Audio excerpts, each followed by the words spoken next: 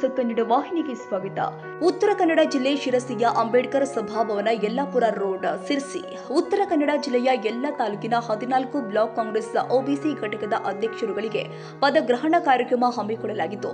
ದಿನಾಂಕ 11/11/2025 ಮಂಗಳವಾರ ದಿವಸ ಬೆಳಗ್ಗೆ 11ಕ್ಕೆ ಕಾರ್ಯಕ್ರಮದಲ್ಲಿ ಸಿರ್ಸಿ ಸಿದ್ದಾಪುರ ಕ್ಷೇತ್ರದ ಶಾಸಕರು ಆಗಿರುವಂತಹ ಭೀಮಣ್ಣ ನಾಯಕ ಕಾರ್ಯಕ್ರಮ ಉದ್ಘಾಟಿಸಿದರು.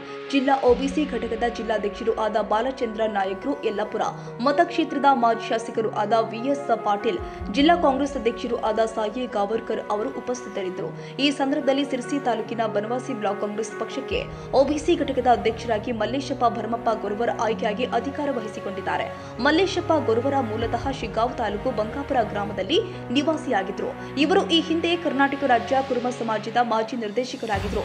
ಕರ್ನಾಟಕ ಜನತೆಯೆಲ್ಲ ಸಿರ್ಸಿ ತಾಲೂಕಿನ ಬನವಾಸಿ ಬ್ಲಾಕ್ ಕಾಂಗ್ರೆಸ್ ಪಕ್ಷಕ್ಕೆ ಒಬಿಸಿ ಘಟಕದ ಅಧ್ಯಕ್ಷರನ್ನಾಗಿ ಕಾಂಗ್ರೆಸ್ ಪಕ್ಷದ ಕಾರ್ಯಕರ್ತರು ಸಂತೋಷವಾಗಿರುತ್ತೆ ಮತ್ತು ಇದೇ ಸಂದರ್ಭದಲ್ಲಿ ಕಾರ್ಯಕರ್ತರು ಸಿಹಿಯನ್ನ ಹಂಚಲಾಗಿತ್ತು. ಒಟ್ಟಾರೆ ಇಲ್ಲಿ ಬಡ ಕುಟುಂಬದಿಂದ ಬಂದಂತಹ ಮಲ್ಲೇಶಪ್ಪ ಗೊರು ಅವರು ಸಾರ್ವಜನಿಕರ ಸೇವೆಗಾಗಿ ಜೀವನ ಅಳವಡಿಸಿಕೊಂಡು ಬಂದಿರುತ್ತಾರೆ.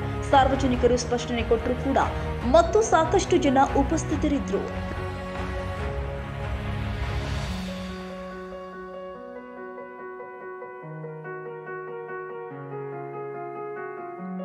ತಾಜಾ ಸುದ್ದಿಗಾಗಿ ಎಂಟಿವಿ ನ್ಯೂಸ್ 24x7ಗೆ ಸಬ್ಸ್ಕ್ರೈಬ್ ಮಾಡಿ ಮತ್ತು ಬೆಲ್ ಐಕಾನ್ ಅನ್ನು ಒತ್ತಿ. ತಪ್ಪದೇ ಲಿಂಕ್ ಶೇರ್ ಮಾಡಿ.